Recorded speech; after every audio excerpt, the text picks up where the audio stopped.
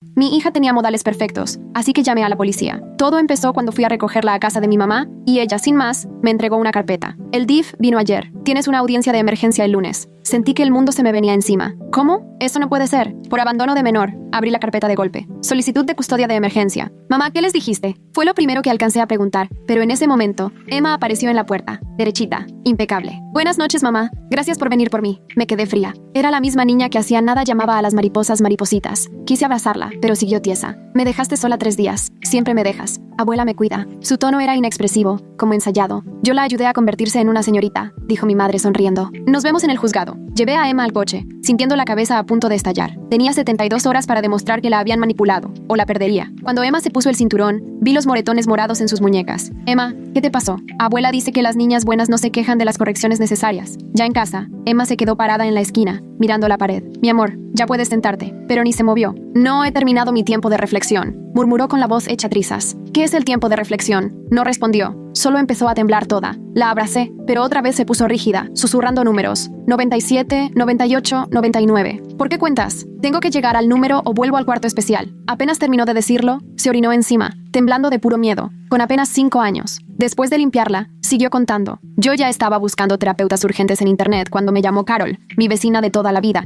que lleva 20 años viviendo al lado de mi mamá. No quiero meterme, pero escuché a tu Emma el jueves en la noche contando durante horas desde el sótano. Solo números que se oían por la ventana. Le di las gracias y colgué. Me quedaban 55 horas. Al día siguiente, Emma no quiso desayunar. Solo las niñas buenas que terminan sus lecciones comen. Me fui directo a casa de mi mamá. Cada minuto contaba. Ella andaba en el jardín, tarareando como si nada. ¿Qué es el cuarto especial? Le solté. Sonrió sin voltear. ¡Ay! Los niños tienen una imaginación increíble. Está traumada. ¿Qué le hiciste? La mejoré. Hay quienes pagan muchísimo por ese tipo de transformación. De nada. Finalmente me miró a los ojos. Las niñas malcriadas se convierten en niñas perfectas con los métodos correctos. La entrenaste para mentir. La entrené para decir la verdad. Las niñas buenas no inventan historias. Y volvió a sus rosas. Nos vemos el lunes. No llegues tarde. Otra vez. El resto del día fue una pesadilla. Pedí permiso en el trabajo para estar con Emma, pero no salió de su guión. El DIF no contestaba. Quedaban 40 horas. Esa noche, Emma se fue a dormir sentada, todavía contando. Me quedé dormida en la silla junto a ella. A las 2 de la mañana empezó a gritar. Por favor, ya conté hasta 10,000. Ya terminé. Déjame salir. Está oscuro, pero no estaba en su cama. Corrí al sótano y ahí la encontré, parada en la esquina. Aquí es donde está el cuarto especial en casa de abuela. Señaló la pared. Pero no se puede abrir. Solo abuela lo abre. Yo quiero a abuela. Ella me cuida cuando tú me dejas. Quise arrancarme los cabellos. Al día siguiente pedí cita de emergencia con una terapeuta, pero me dijeron que la evaluación tardaría semanas. No iba a estar lista para testificar el lunes. Intenté grabar a Emma. Le aseguré que estaba a salvo, que la quería, pero solo repetía. Me abandonaste. Una y otra vez, con la mirada perdida. Volví a casa de mi mamá con el celular grabando. Dime qué le hiciste. A los minutos la policía ya me estaba escoltando por acoso. Ella me despidió desde el pórtico.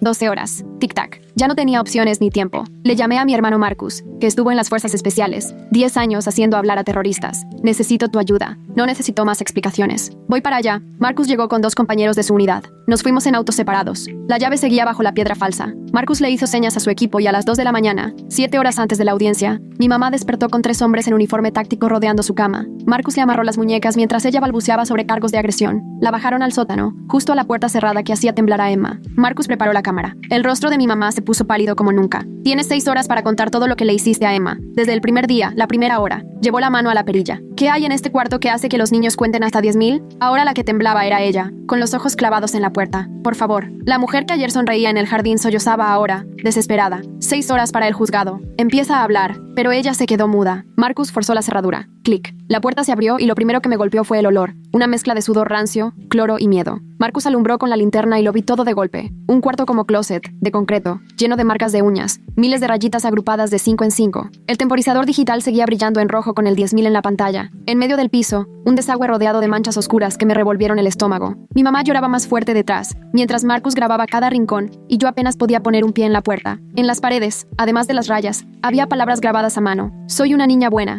una y otra vez, con letra temblorosa de niña pequeña. Marcus encontró un estante con un cuaderno grueso y lo abrió con cuidado. La letra pulcra de mi mamá llenaba página tras página con fechas, horarios y lecciones. Día 1. Emma debe aprender que las niñas buenas se quedan calladas. Era la primera entrada de hace 3 días. Marcus grabó cada página mientras yo leía por encima de su hombro, reconociendo las mismas frases que Emma repetía. Las niñas buenas no se quejan de las correcciones necesarias. Aparecía en la segunda página, con instrucciones detalladas sobre cómo atar las muñecas. El temporizador tenía un panel de control con botones rotulados con la letra de mi mamá. Iniciar conteo, reiniciar al fallar y agregar 1000 por contestar. Todo escrito con cinta pegada junto a cada botón. A un lado del desagüe había esposas de metal atornilladas al piso, justo del tamaño de unas muñecas de niña. Todavía quedaban restos de tela morada pegados al metal, justo donde había rozado la piel. Saqué el celular para tomar fotos, pero me temblaban tanto las manos que apenas podía sostenerlo. Marcus encontró más cuadernos en el estante, todavía más viejos, con otros nombres escritos en la portada. Uno de ellos tenía mi nombre de hace 30 años. Lo abrí y me encontré exactamente las mismas lecciones, las mismas frases, el mismo método sistemático para destruir a una niña. El golpe de un recuerdo me sacudió tan fuerte que tuve que agarrarme del marco de la puerta. Me vi a los 4 años, encerrada en un cuarto oscuro igualito a ese, contando y contando, con la voz cada vez más débil. Mi mamá estaba afuera en el jardín, tarareando cantos de la iglesia, mientras yo gritaba números contra las paredes de concreto. Lo había enterrado tan hondo que me convencí de que solo había sido una pesadilla, pero ahí estaba la prueba, escrita de su puño y letra. Marcus seguía grabando mientras su compañero miraba el reloj y le hacía señas de apuro. Tal vez teníamos una hora antes de que los vecinos se despertaran y vieran coches extraños estacionados afuera.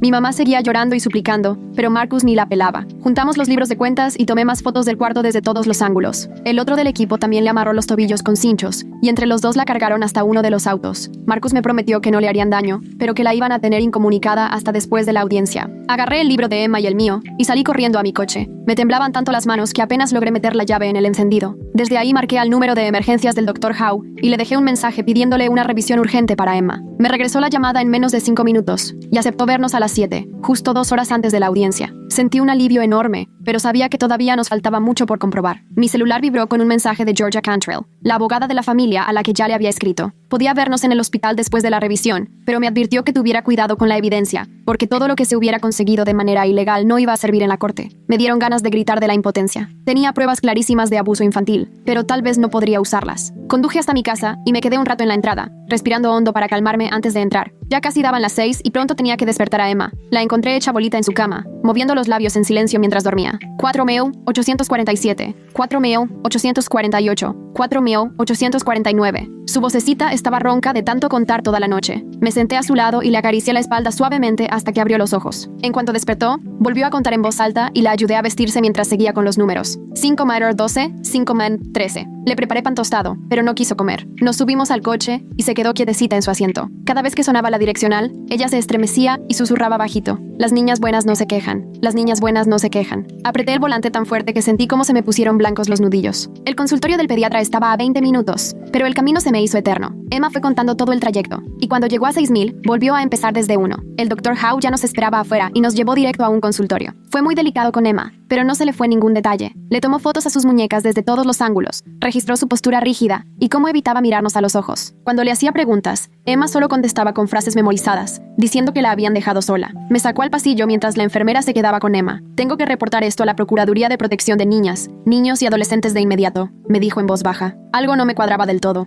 como que Marcus y su equipo actuaron demasiado rápido con mi mamá. 3 tipos de fuerzas especiales haciendo un operativo a medianoche, en una colonia residencial. El momento era demasiado conveniente. Llegaron justo cuando hacía falta y encontraron el cuarto escondido a la primera. Parte de mí estaba muerta de miedo, pero otra parte sentía alivio porque por fin alguien más veía lo que le hicieron a Emma. El Dr. Howe imprimió su reporte y me dio una copia, mientras Emma seguía sentada en la camilla, contando bajito. Salimos al estacionamiento y vimos a una mujer de traje gris recargada en un Honda Civic, revisando su celular. Levantó la vista y me extendió la mano. Georgia Cantrell, tú debes ser la mamá de Emma. Asentí y le di la mano, mientras Emma se quedaba tiesa junto a mí. Georgia le echó un vistazo rápido al reporte médico y me pidió verlo. Lo revisó de volada. Sus ojos iban de un lado a otro. Tenemos como 90 minutos antes de la audiencia. Hay que armar la defensa solo con lo que podamos comprobar legalmente. Volteó a ver a Emma, que estaba contando y mirando al piso. Nada de lo que pasó anoche. Nada de cómo descubriste todo esto. Solo lo que tenemos en regla. Aseguré a Emma en su asiento mientras Georgia se subía a su Honda y nos seguía hasta la estación de policía. Allí, El oficial de la entrada me dio unos papeles para reportar abuso infantil. Escribí con cuidado lo de los moretones, el comportamiento de Emma y lo que encontró el doctor. No mencioné nada del cuarto especial ni cómo supe de él. El oficial leyó mi declaración y negó con la cabeza. Estas investigaciones tardan semanas, a veces meses. Esto no te va a servir para mañana. Georgia estaba a mi lado y asintió como si ya lo supiera. De regreso en el estacionamiento, Georgia me jaló aparte, cerca de su coche. Mira, sé que tienes videos. Se te nota en la cara, pero no se pueden usar. Todo lo que sacaste entrando sin permiso es inadmisible. Vio cómo se me venía el mundo encima. Tenemos los comportamientos de Emma,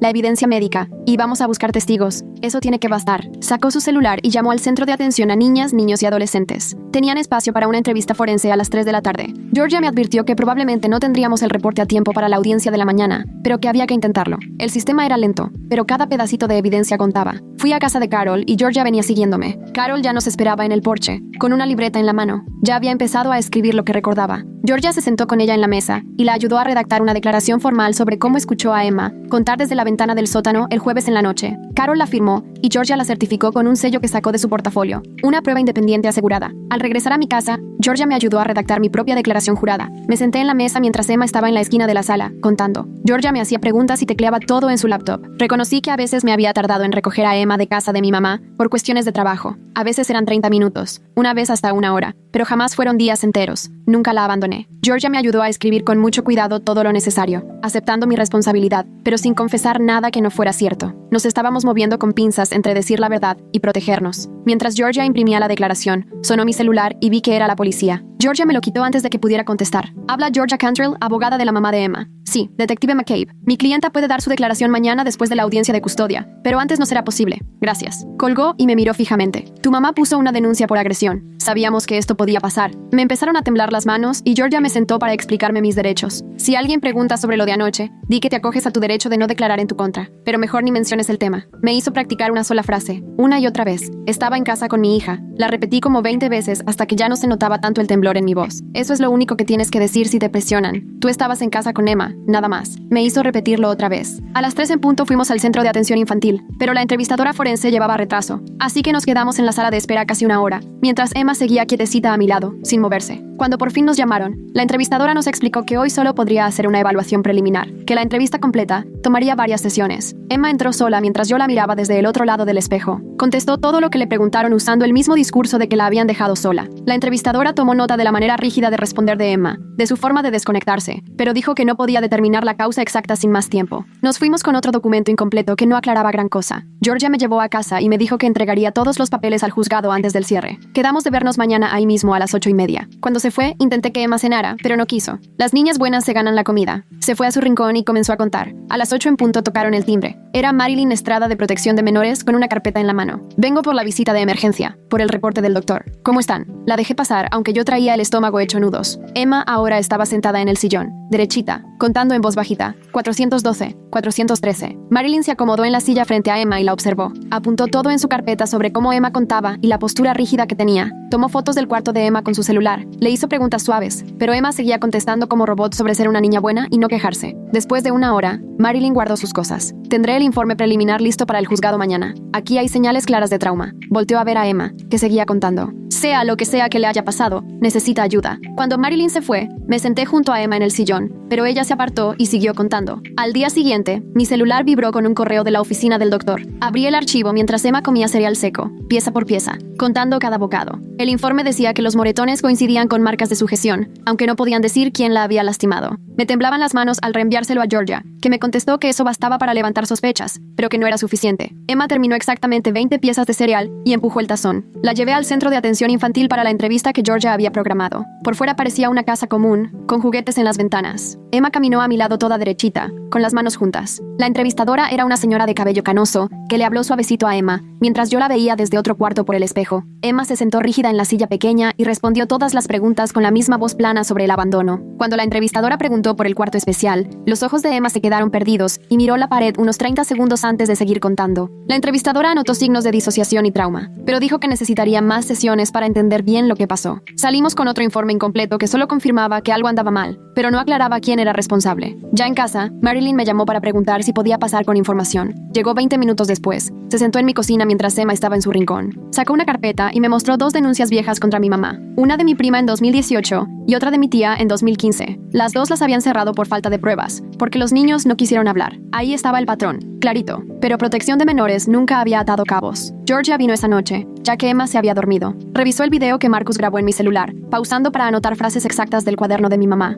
Nos explicó que no podíamos usar el video en el juzgado, pero sí la información para hacer las preguntas correctas. Escribió cada frase que Emma repetía y las comparó con lo que estaba en la letra de mi mamá. Cuando Georgia se fue, me quedé sola a medianoche viendo el video otra vez. El cuaderno tenía fechas de hace 3 semanas, con notas detalladas de las sesiones de entrenamiento de Emma, y cada entrada coincidía palabra por palabra con lo que Emma decía. Mi mamá había escrito sobre ejercicios de conteo, restricción de comida y algo que llamaba práctica de postura. Me dio un coraje horrible leer sobre periodos de aislamiento cronometrado, que iban aumentando de 1 a 6 horas con el paso de los días. Moría de ganas de entregar ese video, pero sabía que si se sabía del allanamiento, arruinaríamos todo. Georgia fue clara. Si usábamos pruebas obtenidas ilegalmente, yo quedaría como una mamá inestable, y podía perder a Emma para siempre. Borré el video del celular, pero guardé capturas de pantalla de las páginas más importantes en una carpeta protegida. Al día siguiente, revisé Facebook y vi que mi mamá había subido 12 fotos de Emma en eventos de la iglesia en el último año. Emma parecía feliz en todas, con sonrisas que ahora me doy cuenta eran forzadas. Mi mamá había puesto comentarios sobre lo buena abuela que era y cómo se había hecho cargo de Emma, porque yo no podía con la crianza.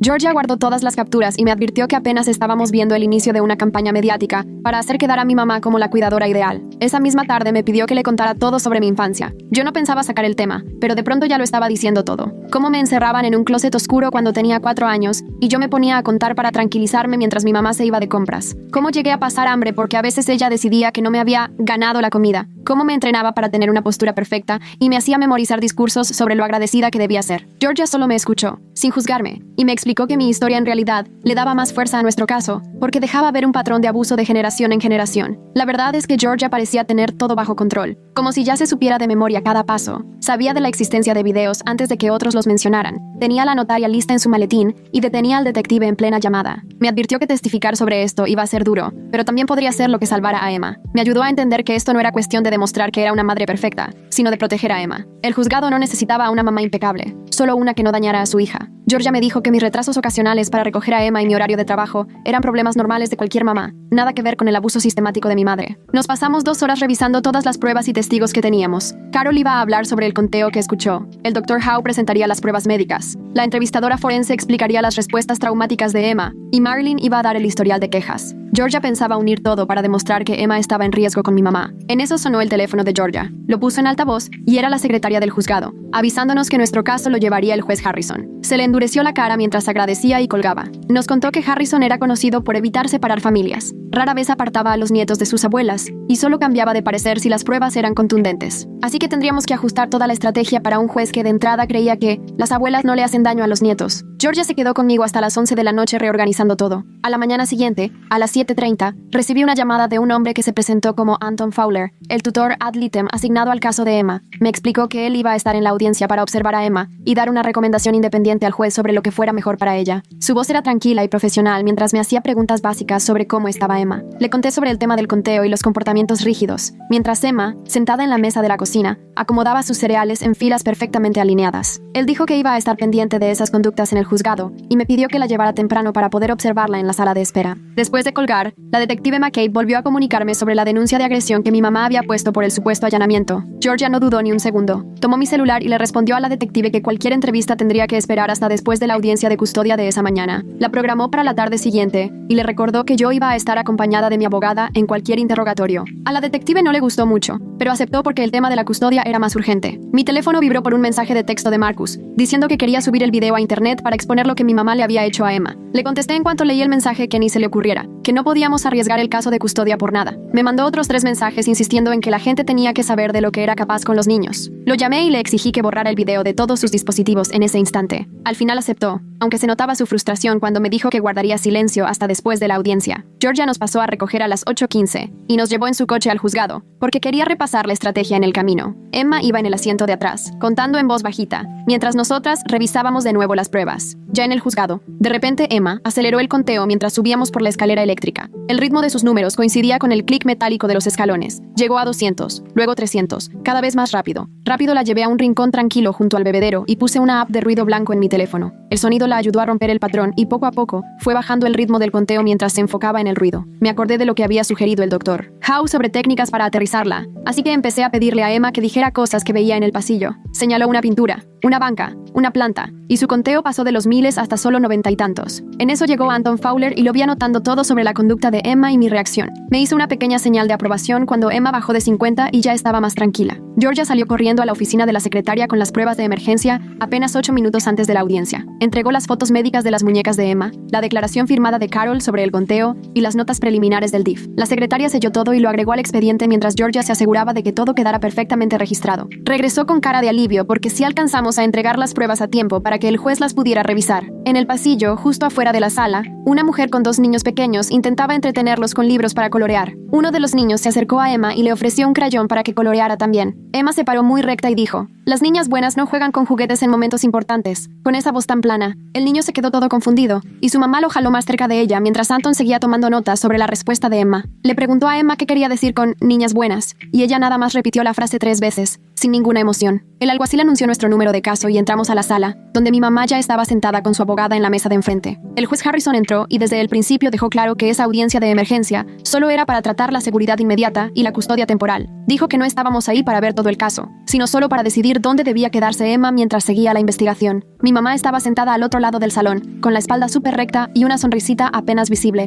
mientras su abogada organizaba los papeles sobre la mesa. La primera en subir al estrado fue Marilyn Estrada, la investigadora del DIF, quien había hecho la visita de emergencia 2 noches antes. Relató cómo encontró a Emma en la esquina de mi sala, contando sin parar y obedeciendo reglas que nadie más veía. Dijo que Emma repetía frases memorizadas con una voz sin emoción, y que eso le hacía pensar en algún tipo de condicionamiento o entrenamiento. Le comentó al juez que recomendaba seguir investigando y tomar medidas urgentes para proteger a Emma y evitarle más daño psicológico. Según su experiencia, Emma tenía señales clarísimas de trauma y necesitaba atención inmediata, fuera cual fuera la causa. Después subió el Dr. Howe, llevando la carpeta con las fotos que le había tomado a las muñecas de Emma durante la revisión. Le enseñó al juez los moretones, morados, y explicó que el patrón coincidía con marcas hechas por algo como cinchos de plástico o cuerda. Describió el miedo que Emma mostraba cuando le ofrecían comida y cómo insistía en que solo las niñas buenas que terminaban sus lecciones podían comer. También contó que se mantenía rígida y que incluso cuando la invitaban a sentarse durante la consulta, no lo hacía. Explicó que, desde su punto de vista médico, Emma había sido condicionada sistemáticamente, de modo que respondía de cierta manera ante situaciones normales. El juez revisó las fotos con atención y le preguntó si podía decir quién le había causado esas lesiones. El doctor respondió que no podía señalar a alguien en específico, pero que esas marcas no eran accidentales. Alguien se las había hecho. Añadió que los síntomas psicológicos de Emma apuntaban a que había estado expuesta mucho tiempo a ese tipo de condicionamiento. Después, pasó al estrado la entrevistadora forense del Centro de Atención Infantil. Abrió su carpeta mientras se acomodaba los lentes y contó cómo apenas la tarde anterior conoció a Emma, que se puso a contar hasta 300 antes de notar que había alguien más en la sala. Mostró al juez sus notas sobre la voz apagada de Emma y cómo repetía frases acerca de ser una niña buena que no se queja. Cuando le preguntaban por el cuarto especial, Emma se quedaba completamente quieta, con la mirada perdida, como si ya no estuviera ahí. La entrevistadora explicó que esa desconexión aparece cuando los niños viven cosas tan fuertes que su mente no puede procesarlas. Dijo que Emma claramente había sido instruida para decir ciertas cosas, pero que no se podía saber quién le había enseñado eso.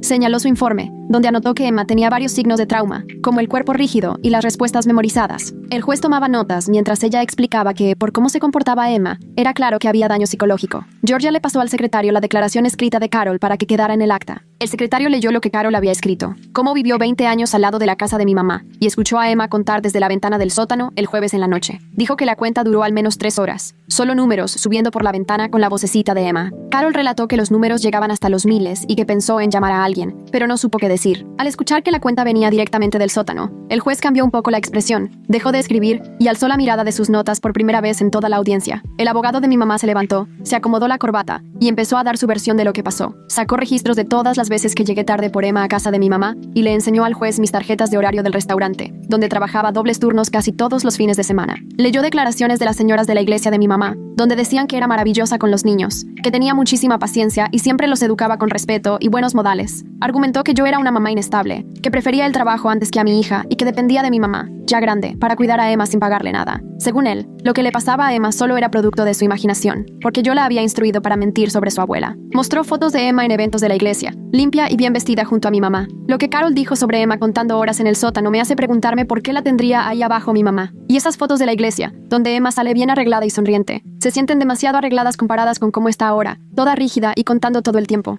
Georgia me llamó al estrado y sentí que las piernas se me doblaban de los nervios mientras caminaba hacia la silla de los testigos. Levanté la mano derecha y juré decir la verdad, y mientras tanto, Emma seguía contando bajito desde la última fila. Georgia me preguntó sobre mi horario, y sí, admití que trabajaba muchísimas horas para sacarnos adelante. Expliqué que ser mamá soltera es tomar decisiones difíciles, pero jamás dejé sola a Emma por días, como decía mi mamá. Conté cómo encontré a Emma con moretones en las muñecas y el terror que le daba el cuarto especial. Le dije al juez que Emma se hacía pipí del miedo y que se negaba a comer si no era una niña buena. Aunque me temblaba la voz, seguí contando cómo Emma se quedaba horas en las esquinas haciendo lo que le llamaban tiempo de reflexión, cómo contaba hasta 10,000 y la manera en que se ponía toda dura cuando intentaba abrazarla. El abogado contrario se levantó para el contrainterrogatorio y de inmediato sacó el tema de mi visita a la casa de mi mamá. Me preguntó si fui y si acusé a mi mamá de lastimar a Emma. Respondí que sí. Dijo que yo estaba acosando a una señora mayor que solo había ayudado a criar a mi hija, pero me mantuve tranquila y expliqué que solo quería saber por qué Emma estaba tan asustada. Le conté que toqué la puerta y le pregunté de frente a mi mamá qué era el cuarto especial. Cuando ella no quiso contestar y llamó a la policía, yo me fui de inmediato, sin armar lío ni discutir. El abogado insistió, preguntando si la policía me había sacado por acoso. Le aclaré que sí, la policía me pidió que me fuera y eso hice, sin poner resistencia. Expliqué que lo único que me importaba era conseguir ayuda para Emma y entender por qué reaccionaba así. Él trató de hacerme quedar como una persona inestable, pero yo me limité a contestar breve y directo. El juez Harrison se dirigió a Anton Fowler y le pidió su opinión como tutor designado para proteger los intereses de Emma. Toda la sala se quedó callada cuando Anton se levantó de donde estaba, en la galería, tomando notas. Se acercó al podio con su carpeta llena de apuntes sobre la audiencia de hoy. Contó que había visto a Emma en el pasillo diciéndole a otro niño, «Las niñas buenas no juegan cuando es algo importante». Notó que estaba muy rígida y que seguía contando, aunque los demás testigos seguían declarando. Le comentó al juez que había visto señales claras de que la niña estaba condicionada,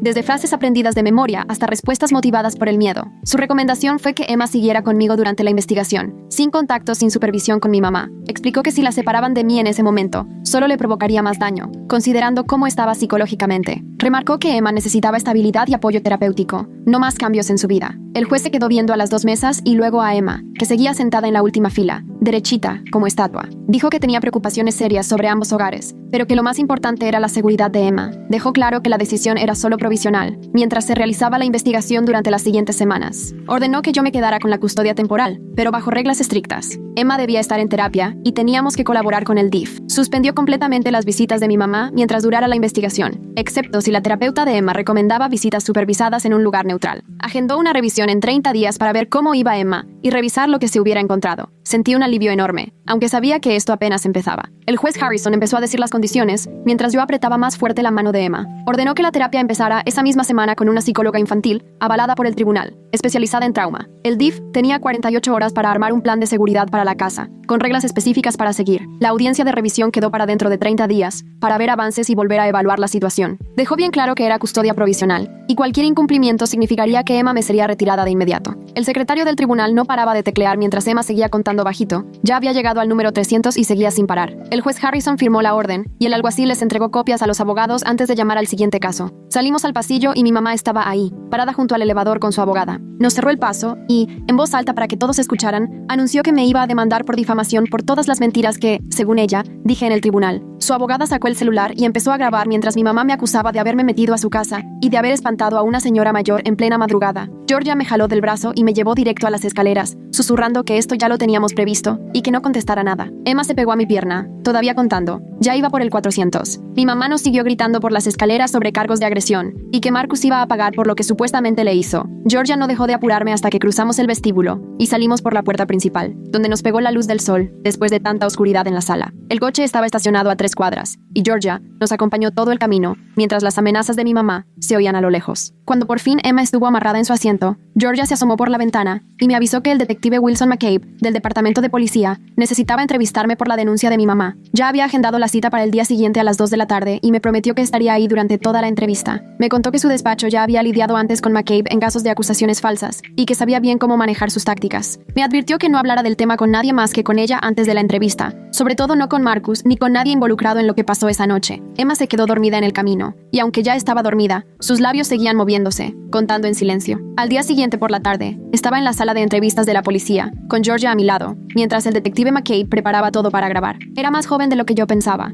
y tenía una mirada que no se le iba ni un detalle, desde cómo me senté hasta en dónde ponía las manos sobre la mesa. Empezó preguntando cosas básicas sobre mi relación con mi mamá, y con qué frecuencia Emma se quedaba en su casa. Le expliqué que por mi trabajo, a veces mi mamá recogía a Emma en la escuela y la cuidaba hasta que yo podía salir. Me preguntó sobre la audiencia de custodia y qué había llevado a que presentaran una petición de emergencia en mi contra. Le platiqué cómo me di cuenta del estado de Emma cuando la recogí, y mis preocupaciones por los cambios en su comportamiento. Insistió mucho en la noche antes de la audiencia, preguntando dónde estaba y qué había hecho entre medianoche y las 6 de la mañana. Georgia me tocó el brazo, y yo simplemente respondí que estuve en casa con mi hija, preparando todo para el juicio. McCabe me enseñó fotos de los brazos de mi mamá con marcas rojas y me preguntó si sabía cómo se lastimó. Le contesté que no tenía idea de ninguna lesión, y me mantuve enfocada en la seguridad de Emma durante toda la charla. Durante una hora intentó de todo, preguntando por Marcus y si le había pedido a alguien que me ayudara con la custodia. Georgia intervino varias veces para que solo preguntara lo relevante. Cuando McCabe finalmente apagó la grabadora, dijo que la investigación continuaba y que podrían presentar cargos según las pruebas que reunieran. Georgia le agradeció de manera profesional y nos salimos sin agregar nada más. 2 días después, Marilyn Estrada llegó a mi puerta con una tabla y una cinta para la evaluación de seguridad del DIF. Revisó cada cuarto, tomando nota de posibles riesgos y preguntando por nuestra rutina diaria. En la cocina, abrió todos los gabinetes y hasta quitó los temporizadores, incluso el del microondas y el de la estufa.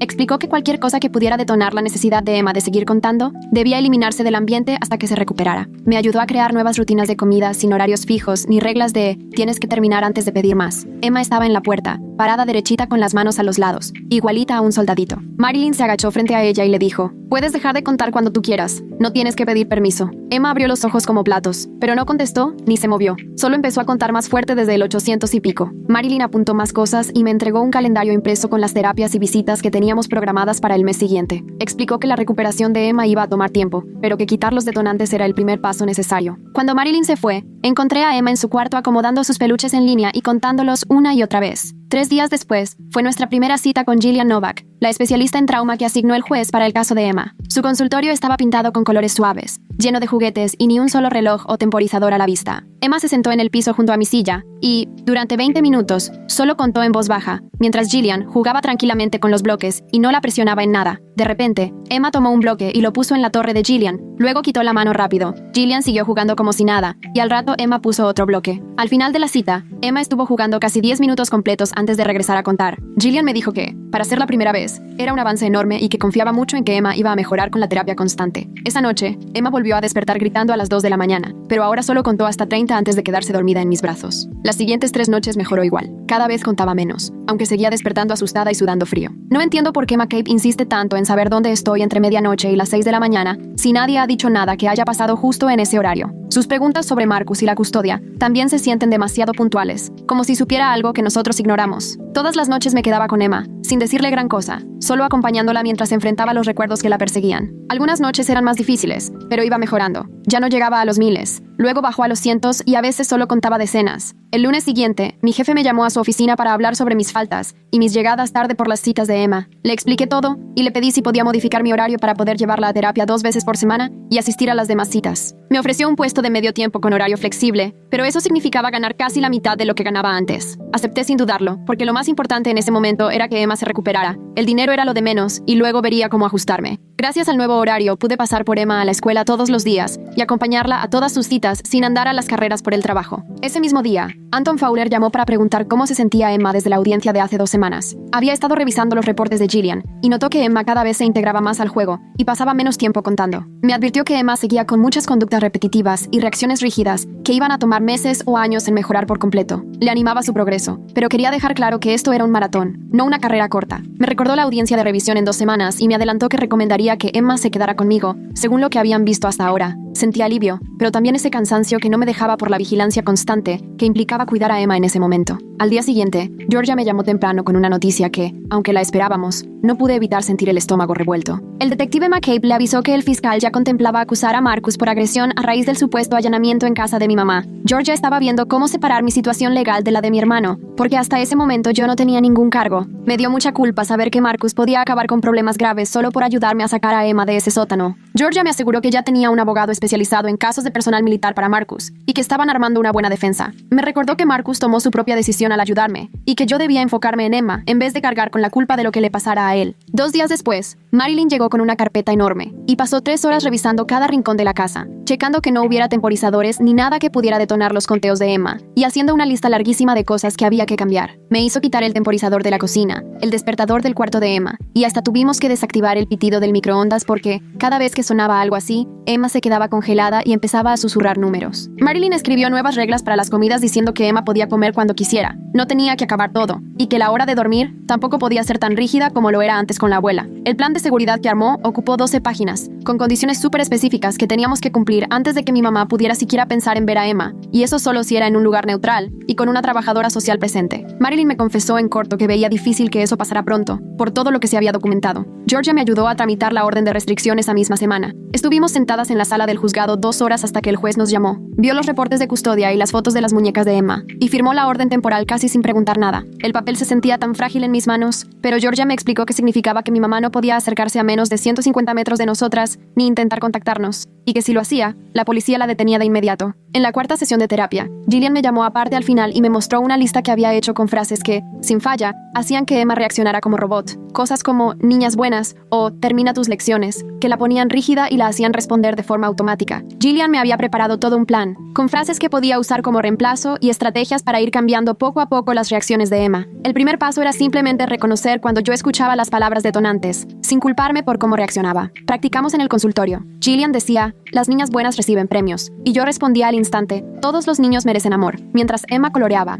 Después de intentarlo unas 20 veces, Emma ya solo se estremecía en vez de quedarse totalmente rígida. Al martes siguiente, un notificador judicial llegó a la casa de mi mamá con avisos formales de investigación del DIF y de la policía, y en cuestión de horas mi celular no dejaba de sonar, con llamadas de gente de su iglesia preguntando si era cierto que la estaban investigando por maltrato infantil. La mitad de esas personas me llamó para decirme mentirosa, asegurando que solo quería destruir a una buena mujer, pero 3 distintos me buscaron para confesar que siempre habían sentido que algo no estaba bien. Me contaron que se les hacía rarísimo ver a los niños tan callados y quietos en las clases de catecismo, y una señora me dijo que había visto a mi mamá poner de pie en la esquina a un niño por 2 horas, solo porque tiró jugo en un evento hace 5 años. La comunidad se partió en dos. Unos empezaron un círculo de oración por mi mamá, mientras otros por fin se animaron a contar historias que llevaban tiempo guardando sobre moretones que vieron o castigos extraños que presenciaron. En la audiencia de revisión a los 30 días, el juez Harrison leyó todos los reportes de Gillian sobre el avance de Emma en terapia, las evaluaciones de seguridad del DIF y las observaciones de Anton de las visitas semanales. Para entonces, Emma ya no contaba hasta más de 100 la mayoría de las noches y podía comer sin pedir permiso, aunque todavía se ponía tensa al escuchar ciertas frases y tenía pesadillas que la hacían mojar la cama al menos 2 veces por semana. El juez mantuvo todas las órdenes de protección. Comentó que el progreso de Emma era alentador, pero le preocupaba que siguiera presentando respuestas de trauma, así que decidió programar la siguiente revisión para dentro de 3 meses, en vez de seguir con las audiencias mensuales, porque dijo que la recuperación no podía forzarse. Esa misma noche borré el número de mi mamá de mi celular, la bloqueé de todas las redes y hasta la quité de mis contactos de emergencia en el trabajo y en la escuela de Emma. Me daban muchas ganas de ver qué decía o qué publicaba sobre mí,